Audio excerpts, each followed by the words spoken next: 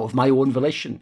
Basically, I can't be there on all those desks to combat, to be an antidote to the things I'm about to explain that you see almost every single week that you watch professional Counter-Strike. Because I feel like the analyst desk can be so much more. I was basically the first true analyst when we did DreamHack Winter 2013, the first major. It was me, BSL was a former player, but was just the host, and we had Scoots, and he wasn't even trying to do analysis. He was just there to be a guy from the community, giving his thoughts, supporting some of the information, talking about players he knew. So I was one of the guys who got a chance to be on the ground floor to set the scene for what analysis was about. So in my case, I made it also about banter, but also about like player performance, holding people to what their actual standard of play is and what the expectation should be. Like I always saw myself, by the way, in case people don't understand, more in the vein of Charles Barkley in terms of some of the entertainment and the harsh criticism, in terms of actually like being willing to go against narratives. People like Roy Keane, people like my favourite all time was Alan Hansen. When I grew up as a boy, I could just see this guy there's something different about this guy. He's not one of these just bonehead strikers. The lads have got to just try and get the ball up front and, you know,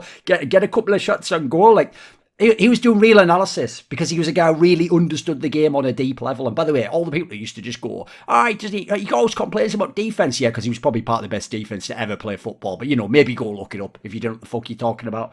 So these are some of the things, and you'll start to see when I explain them, that piss me off, that I think are just wrong sometimes. I think they're not effective. And I would like a lot of my colleagues out there in the industry to listen to this and think about what I'm saying. Because I've teased you about it. I've told you in green rooms not to do this stuff. You can disagree, certainly. But I'm basically going to straight call you out. Like, there's going to be people watch this video going, I feel spoken to. Good. I don't necessarily do it where I like to take the idea from a person and take off the name and just combat the idea. Because that's the point. It's about the idea, not who you are. I don't dislike you. I'd like you a lot more, by the way, if you did some of these things as well. So think about it. Let's start off with a big one, right? Now, I'll use some names for this to make it obvious, which is... Oh, and by the way, for people who wonder, why is the thumbnail Maniac? Because actually, of all the analysts I work with, he makes a couple of these flaws, but he's pretty well-rounded generally, and he certainly falls into some of these traps. I hope he levels up, because he could be the best if he wanted to, but he's also the guy least likely to get butthurt if you point out something like that. He's a guy who actually, he's always been very receptive to my advice privately, in terms of how you also craft the image, etc. So I've always thought, you know what, he's a guy that I feel like I can go to with that stuff, and I can tell directly. So I thought, since he's on all the big analyst desks, so we'll use him for this to begin with. Also, I don't want fans to just go fucking mental on some of the other people and go ridiculous at them. And who can hate Maniac, really? It's one of the most amiable guys to ever be on the desk. And goes great with pretty much anyone. Amazing work ethic. Exactly.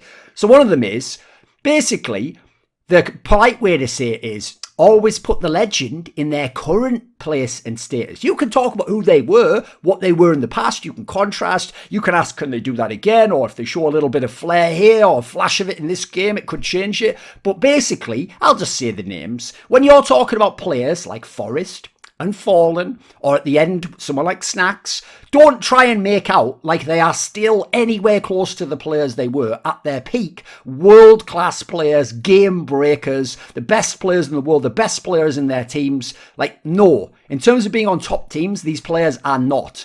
And if you do that, you do a disservice to this generation, because they might not have seen those players play in 2016, 2012, 2010, 2008. They might not know how good these guys were. And as a result, you actually semi-spoil their legacy, in my opinion. What you got to talk about them now is like they're still sometimes a good player, above average, but maybe they bring more outside of just fragging. Maybe it's their understanding of the game. Maybe if they do turn a flash on, they can do it. Also, when you elevate these players, there's only so many players can be in a top 20 guys. There's only so many players can be among the best players on their team. So if there's another guy who is better than them on their team, who is better than them in the scene right now, but doesn't have the legend of Fallen, of Forest and Majors and all the things they've done, you're now stealing credit from him. This is a finite space in terms of how many people can be the best. Everyone can't be the best. If everyone's the best, then no one's the best by definition. So don't steal the youngsters' credit. Like, I don't want to hear you still banging on about Forrest like he was world class, when we have players out there who are much, much better, who play the same roles. It's just they don't have the same name. And you're wasting your time talking about that guy. Sometimes these players play in these guys' teams, by the way. How about this classic one? It's always around this team, so I have to bring it up. FaZe have 5 stars. FaZe is a team with just 5 fraggers. FaZe is all about just mad fraggers, fragging out. Like, listen, That barely worked when they had their almost era, when it was like late 2017, early 2018, and it worked just enough that they almost had the era, almost won the major, or could literally have won something mad, like, 7-8 tournaments in a row. They were really in position to do it. But even then, they had Carrigan, for fuck's sake, and his whole style, even though he can frag a bit for an IGL, he wasn't fragging that much in that team, and more importantly, his style of play at that point in time was like sacrifice everything for the others because they're so good, put them on all the winning positions, and then we win the game, don't we? So it hasn't been a fragging 5-star team in FaZe since the pre-Carrigan era. So we're talking about 2016 and before that when they were called G2. Those were the teams where they at least tried to make it 5 fraggers, and even then you were being very generous to Fox, who was years removed from what he was in 1.6, where he was a big fragger for a player from a small country. In CSGO, he was never some monster AWPer in that particular way, so it was already stretched anyway, but it makes it such lazy analysis, because imagine being the fan, getting told every time that these are like 5 stars, 5 bigger fraggers, and then you go and look in the server, and you're not going to see any of that. You're going to think, we should be playing like absolute shit. No, that's who they are at the moment. That's realistic. The last few years, they've been about 1 or 2 main stars. Obviously, it was Nico. Now it's going to be Twists. Like, it's just obvious, and you're being ridiculous here. Just because it says Olofmeister in the server doesn't mean it's Olofmeister from Fnatic, for fuck's sake, guys. In fact, it's the very fact that he changed from that player that he made them a better team when he was initially in FaZe Clan. But you're going to take the credit away from him and his evolution, how he developed to be a role player, because you're going to pretend it's Olofmeister, the classic one, the master, the one who can dominate the game. Same with Guardian, when he was at the end of the time in FaZe. Obviously, Rain. Nobody. What you're supposed to do is talk up what a brilliant supportive element and entry fragger this guy can be. Not that he's the monster that he was in 2016 individually. You're just wasting everyone's time. You're making silly little fairy book fucking narratives here. And you, as a result, you're running out of your limited time on the desk to talk about who these guys are that could actually be contextual to this game a fan is about to watch. How about this notion that still gets around to this day? And I hear people brag about it, thinking that they're doing something good. That like, oh, well, one of us had to pick the underdog, so like everyone can't pick the team that they think's the favourite. What are you talking about? Of course they can. You're paid to give your real analysis of what's going on in the game. You can make a joke prediction and make it clear, tongue-in-cheek, that I'm being silly and naughty, like Anders does if you do this. But don't do it where, or Bardolph, but don't do it where it's like you're actually pretending you think that team's going to win because the other two were going to pick Astralis to win over bumfuck team 59 in the world, so I better pick bumfuck team 59, so there's one guy picking it. It's nonsense, guys. And also, it ruins upsets, because now someone will just go, oh, well, you picked him, so I guess it wasn't that crazy an upset. No, it's even better if a massive upset happens, like Entropic beats Na'Vi, and everyone picked Na'Vi, and everyone said Na'Vi team's an easy Na'Vi. That means that, oh my goodness, wow, something big happened here. I'll give you a quick example of why you don't want to do this picking the underdog thing. In League of Legends, there's a famous example at Season 3 Worlds in the Staples Center when it was SK Telecom of Faker, who was the best player in the world at the time, against at the time they were called Royal Club, of Uzi, who later became maybe the best AD carry ever. Just because it was so obvious T1 would win, all the analysts except Monty picked a Royal to win, and as a result, for real, there were some mainstream journalists who went away from that event and wrote about how the final was a massive upset and that the analysts had picked the Chinese team to win. That's what you're doing to this sport, to this fucking game, to this competitive discipline and people's legacies, when you just play God, even though you aren't genuinely believing that, but you don't make it clear that it's just for the sake of doing so. Now, here's a classic one. I mean, this shouldn't even have its own separate point, but I'm going to do it anyway because the guy's been so relevant in terms of like always on the fringes, top 10, top 15 with his teams that I have to bring it up. Please shut up about IEM Auckland Res. It was late 2017. It was only that tournament. It was a massive overperformance, particularly in the series against SK in the semi-final. People talk about that like he had like 5 seasons in the NFL where he was like an MVP level player, like an all NFL player. No! First of all, he's an entry. Like, when you're a hard entry like he was at one point in his career, you're also never going to put those numbers up. It's why, in my opinion, someone like Config is way better than the numbers say. Someone like KNG is way better than the numbers say. Because the impact they have on the game and what they create in taking those deaths and forcing those hard fights and getting the hard kills is worth way more than the super passive Shiro guy just holding off an angle, getting a couple of kills, exiting the site. Like, no, that isn't it. Those kills are not equal. They're not created equal and they don't have the same impact on the game. Imagine if people got got Dignitas AZ from 2015, who was a fucking monster for a few months towards like coming into the autumn of that year. Imagine if they kept talking about him for years later in North as though he was still that player. Like, oh, of course, Dig, AZ, like he could do it, he could really do whatever he wanted. No, we all understood he was a role player the last few years. We all understood he just wasn't the same impact level player. We understood he couldn't really have done those things. Like, he changed mentality-wise, his role in the team, who his teammates are, the game's even evolved. Like, you're just basically forcing an old narrative down everyone's throat. And this was from one tournament, guys. Like, if Rez is the best player in Nip's in trouble. I tell you that right now. That's when they're not going to be a top 5 team or even have any crack at it. Then how about this one? It used to happen with Simple and Edward, but it's happened with many players in the history of Counter-Strike. And this is a Maniac-specific one because he always tries to play devil's advocate and make this point.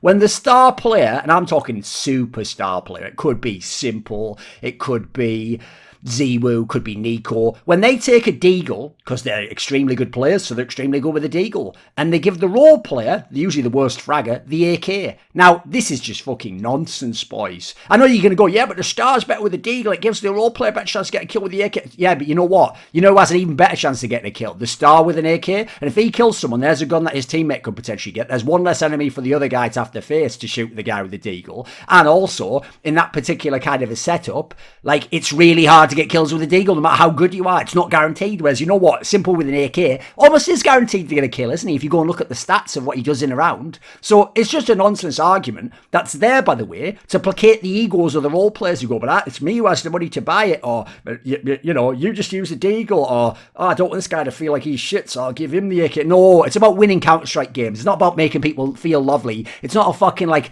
a nice little family retreat where you're all around a fire. It's like, oh, don't say anything awkward, like, granddad's had a hard time. Like, no, this is a fucking time where you're supposed to be putting people to the test and doing what you need to be as efficient as possible to win the game. Especially, by the way, in a case like Na'Vi, where basically people like Edward fucking the game up was part of what was costing Simple championships when the guy was the best player we'd ever seen play the game. How about this? When people have great opinions in the green room or privately or in DMs, but they don't bring the heat on the desk. I hate that.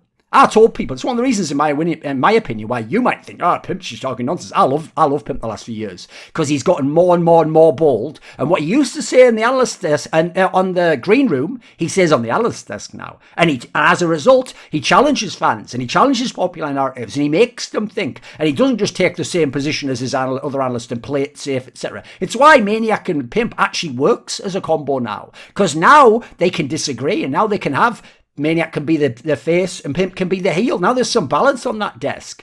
Not everyone can be the fucking baby face. Everyone can't just be universally loved. Everyone can't just be the one who never says the awkward thing. My superpower is I'll say the thing that I think's true that everyone else would agree there's some basis to, but they just don't think it's polite or nice to say it publicly. I'll just say it, whether you think I'm rude, blunt, whatever, because that's not their place.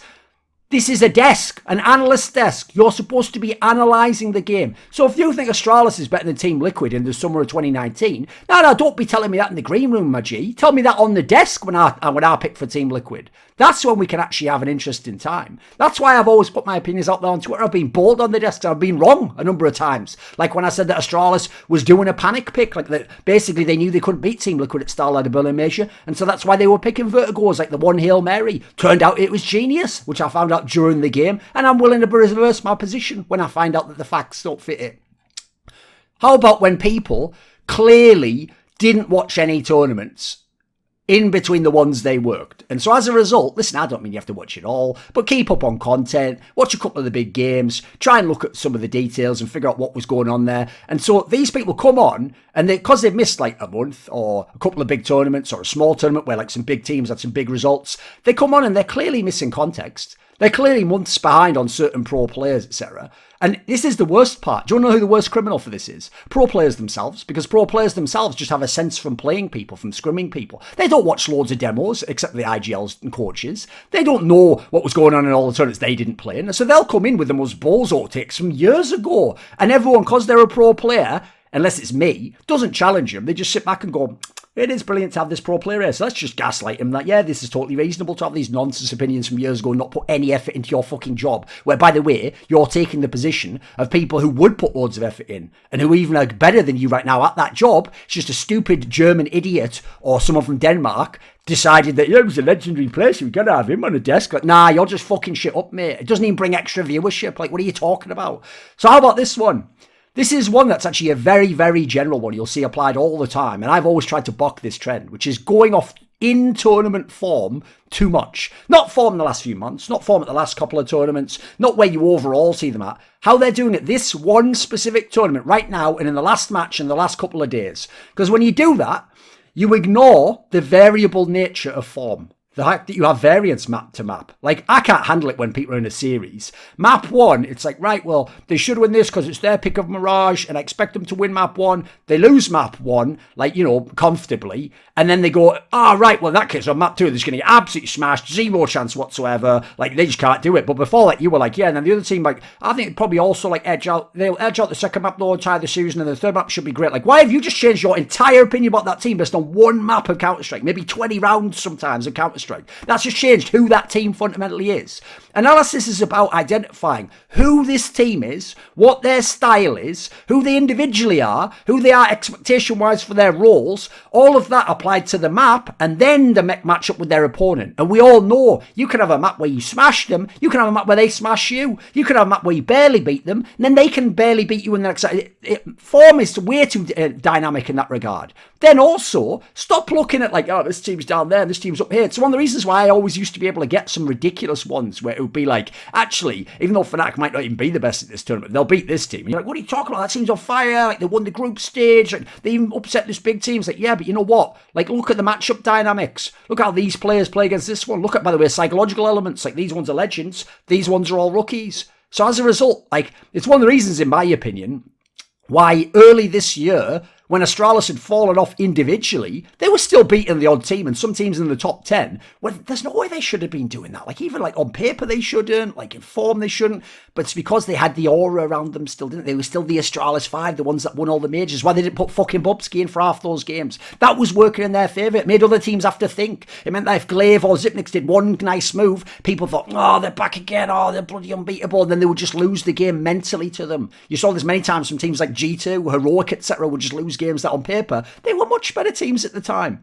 How about this one? It applies to everyone, but I'll use the greatest outlier in history just to show why you don't use outliers for up-and-coming players. How about this one? He's the next Simple. I heard this literally about 3 different players. 3 different players at IM Katowice this year. Spoiler, none of them have lived up to the billing, and the one that has the stats, that's right, it's your boy Shiro, plays nothing like Simple, and basically plays a style that somewhat pads your stats, even though he's a very good player, whereas Simple plays a style that should actually crush your stats and still has by far the best stats, and the eye test is unbelievable. Stop applying this so liberally. It disrespects who Simple is. Maybe say something like, if he keeps on this track for a few years, potentially he has a trajectory to be another Simple, even though we've only seen one of them. You know, this guy is an incredible outlier. An incredible outlier. You do a disservice to the game and who Simple is, and who that player's going to be, by the way. Imagine putting that on that player's shoulders.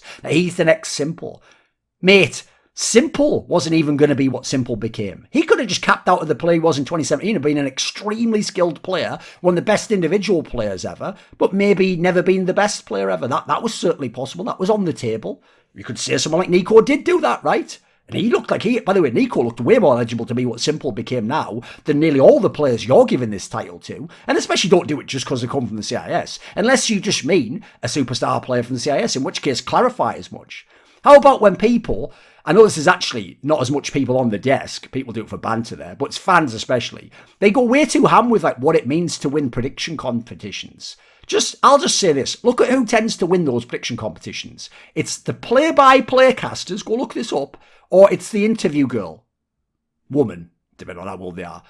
The reason those people have either won or been top 3 in so many predictions contests is because the analyst has to actually analyse the game and just go off who the favourite to win is. That's how you actually should logically predict. Remember, like, unless you do it like Flashpoint did, where you like sort of bet in and you bet the underdog part if the odds are there. If you're just doing it straight up pick who will win, then basically the person who wins, they're going to get a lot of the really obvious ones too. But there's going to be some ones where they don't realise, like on paper, this team's actually 65% to win. They're going to go, I thought that underdog team was doing well. I like this player that plays there. And you know what? Like, I feel like Nip still could do it, like when they had Forest and stuff. And then what's going to happen is when there's a mega fluke, massive variance on one particular map or one round just goes off in a certain way, then you'll get that win. And you'll also have a bunch of the other ones that everyone did, like the big final where it's a massive mismatch. It's the people who pick the mega flukes who win these competitions. Go look it up. How about this whole dreaded, cursed word of potential? This is thrown around way too loosely, and it's given to people who don't have any potential. Like, you're telling me that about Kirby. Kirby's potential was in 2016 and 2017. You are aware he's years and years and years older. He's played the game. He's massively experienced now for a professional player in Counter-Strike. Like, what potential is left? Yeah, in theory, everyone has human potential that's untapped, and very few people have ever come close to being efficient in tapping that. But what's he going to do in the meantime, right? Because you just keep saying potential. He's supposed to go away and fix his brain completely like master his psychology. Or even if he did do that, what the fuck would that have to do with you just saying potential over and over? What you mean is he's a high variance player, except in this case, he's sort of like high variance, medium reward. It's not even actually that worth it that much. So stop that, for fuck's sake. Similarly, he's a young player, he's an up-and-coming player. Kusta can't be an up-and-coming player in like 2018 because he was in 2015 and 2016. Like, how long is the up-and-coming aspect going on?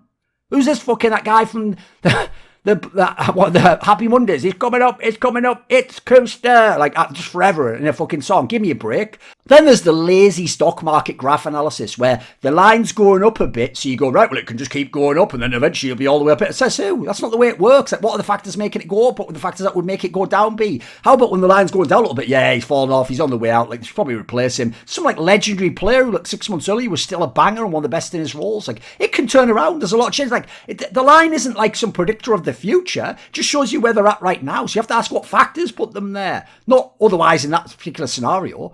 How about all the bullshit euphemisms? Oh, if they just hit their shots. What are you talking about? Couldn't you say that for every single team almost? Unless they're like mega unskilled. No. How about this? When you say that, first of all, don't use just when you're talking about teams that aren't that good. Like, they can't just hit their shots. That would be one of the hardest things possible for, like, ENCE 2019 to do, right? They were winning off, like, tactics. Like, one player goes really ham. You can't just say, like, look, if Ariel, X7, and Alexi all just hit their shots. Like, well, it's not going to happen, is it, in this game? That's an utterly ridiculous scenario to talk about. That is so unlikely that that would be the case. Like, that doesn't even make sense as analysis. And why use just there? You've downplayed it, mate, when you're making a ridiculously bold prediction that would have to happen in some massive outlier scenario. And how about this? How many teams hit all their shots in big games? Even the best teams don't do that. The only team I've ever seen, actually, in anything we're approaching recent time that maybe did that was maybe this Heroic in the online era. And even then, it was more like over tournaments they tend to all hit their shots. Not in every single game would there be more than like 3 that really go off. Realistically, 2 to 3 players at most tend to go off stats and shots wise, and the rest fit in around them and play off the fact that they're not having the best game or their role doesn't demand it. How about this one? It's all about confidence. They got to be confident, man. Like, well, if he's just more confident, yeah, we get it. It's a psychological premise. So as a result, do you know a lot about psychology? Do you understand the way personality types work? The way that the mind operates in different concepts? No, you don't, right? So you're just talking out your ass with this buzzword that just essentially means nothing when you guys are using it, because it's some other version of them than if they just hit their shots. Like, it's like in your world, it's like, if they just hit their shot, it's like, you'd do the fucking meme, wouldn't you? Like, step 1, be confident. Step 2, question mark, question mark, question mark. Step 3, just hit all their stops. Step 4, question mark, question mark, question mark. Step 5, profit. They win the game and probably the tournament, right? Best team in the world. There's my analysis. Can I please have my day rate now, please, sir? If you're badly prepared, you know your teammates suck, you're not in good form yourself, you're kind of lost as to where your game is at, the opponents are sick, a lot of people think that you're going to lose this game. I can imagine you wouldn't be very confident in that scenario, and just saying be confident is not really going to help you in that situation. You've got good reason not to be confident, haven't you? You got a million good reasons. I just gave you a whole bunch there. It's not as simple as, you must think that you will win. No, you must think that you can win. You must think that it is possible to win. Thinking that you will win when all those things are there almost guarantees actually you're not probably going to have a very good game. You're not going to change much of what you game. You're not going to alter much. You're not going to force yourself to a higher level of performance. Even if it's not that you think you can win. How about just refuse to lose? Go, you know what, I don't even know if I can win, but I tell you what, I'm going to fucking give it my all. I'm not just going to roll over. I'm not just going to let this team beat me. I'm going to do what I can in the game, and then we'll see what happens after that. Oh my God, we did win. I didn't even know it was actually possible. You hear that in interviews sometimes. Because this whole confidence thing is so poorly applied, it basically becomes meaningless most of the time. It doesn't actually go to where it would be interesting, like I just did, with a lot of context and what that might mean and what would have to change. No, it just becomes some label you slap on something. Like that thing about that fucking thing where it's like a tank of water and it's leaking and he just slaps that thing on. That's like analysts slapping confidence. just hit his shots. Like, this is like amateur hour shit, boys. And I've put a lot of time, as you can tell, into thinking about how you do the desk, thinking about my techniques, thinking about, it wasn't just fucking jokes, was it? The jokes are so good, that's all you remember. Now, how about this one? When they talk about the map pool of a team, or the veto, and they're talking about the win rate, and what maps they're good on, and which ones they play, point out the context. If a map is underrated, like the win rate's even or maybe even losing, but they've had all these games where they were playing the best teams on those maps, they've even got a couple of big wins, that actually means they're better on that map than the win rate says. How about when they have a monster win rate, but they've been farming easy opponents in tier 2 and tier 3 online cops, or that's the one that a lot of people veto against them, so they only get to play it in scenarios where someone has a terrible veto and can't avoid it, or they've got low sample size, they played it 6 times, and even then it couple. Point out the context, don't just roll with the number. The guys who do the stats and the graphics, their job is to put it up. Your job is to analyse it, not to just go with it and go, I don't want to make them look silly for saying that. No, your job is to go with it. And if they look silly, they look silly. And they're not going to, by the way, because people are listening to your analysis, not what the graphic says, hopefully. Why you're just looking at the graphic, I don't know. How about this one? This is going to be my final point. People checking social media religiously between maps, between matches, during matches, after the day, before the day, during the event, letting any moron with access to a keyboard and the internet and the Twitter account to put their thoughts into your brain and possibly influence you, because that's what happens when thoughts enter your brain on some level. Why would you do that?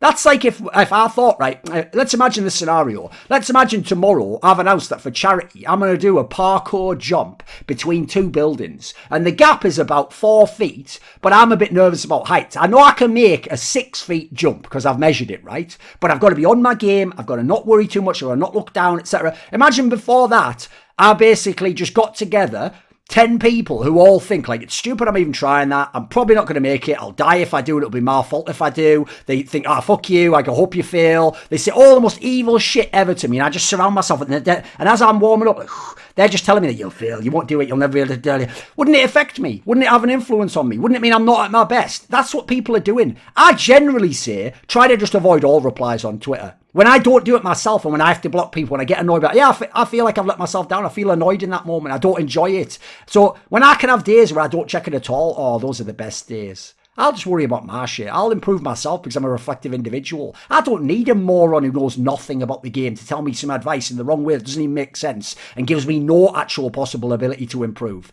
So think about this. If you have to check it, the secret is this. Only check it temporarily, an hour a day or something. At the moment when your mental's at its peak, when you're in such a good mood, nothing could bring you down, set the filters to comedy, laugh at most of it, be kind to them, think they don't bloody know about it, this is just a bloody kid, he's obviously just a fan of this team. Don't let it get to you. Don't do it when you're at your lowest. Don't do it just for the dopamine hit. Don't do it for the novelty. Don't do it because it's like, they're not still saying stuff about me. Because I've seen this destroy colleagues in talent events, and I'm not talking about it's just like Richard Lewis. No, I'm talking about, I've seen people who are the nice guys, the ones who don't even say the controversial things, who are reading all that, and I can just see their face drop when they see it. I can see when they're in a thread that's like, they're reading all the downvoted Reddit comments. Like, I can just see it skew their entire approach. Not only is their mood shot and they have to sort of force it back up to go on the desk, but then I start to see them, all their desk approach just becomes them trying to battle against something they read on Twitter or that someone said about them on Reddit. And in that particular scenario, you think that's representative of the community. It isn't. It's like 1 or 2 people or a small Reddit consensus versus hundreds of thousands of people watching the stream who aren't even aware what you're talking about, and they're wondering why you're just going mad on some wide angle. And I've done this myself, of course, but I've been reflective of it over the years, and I've tried to change it, and I don't see any of that from my colleagues. They all just think, it's unfair, they shouldn't be saying that. It's like, yeah, maybe they shouldn't. Maybe that is the case. I don't know what the fuck should means there. But I tell you one way we can stop them doing it is you don't check it. Then you are guaranteed to not let that enter your brain and influence you. So those are some of the things that piss me off about the analyst desk. It's YNK, so since I stole all of Thorin's gigs, at the very least, what you guys can do is subscribe to his YouTube channel, so go on and do it right now. Oi! This video was kindly supported by Eddie, Kris with a K, Lager15, Pronogo, Shenlong, Zachary Carter, Zack Schmidt, Adam Ochs, Alexander Rao, Animosity, Dean Tanglis, Doomseer, ErikHillestad, Hades, Jdubs, Jensen Goh, John Shelton, Joseph Ginsburg, Kovacevicd, Tobias Bernasconi, Zoomba, and Zyrathenia. And as always, special thanks go out to my main man, Jerky's Minion. Want to suggest a topic or a guest? Do you want to ask a question in one of those AMAs? Do you want teasers? See who the guests are? Maybe you want to take part and chat with me in one of those esports discussions. Well, for all of the above, put your money where your mouth is, join the Patreon link in the description box below, and become a part of the Skrilluminati.